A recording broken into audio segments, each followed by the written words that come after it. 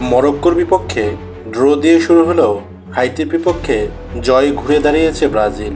আর এই ম্যাচের পরিসংখ্যানই এখন নতুন করে ফাইনালের স্বপ্ন দেখাচ্ছে ব্রাজিল সমর্থকদের। মূলত এই জয়কে ঘিরেই সামনে এসেছে এক চমকপ্রদ পরিসংখ্যান।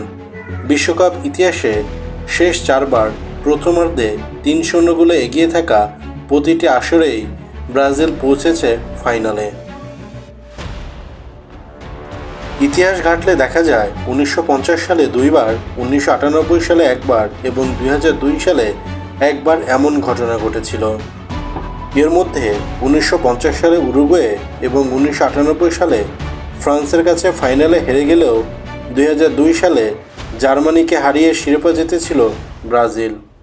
তবে পরিসংখ্যান সবসময় বাস্তবতার প্রতিফলন নয়।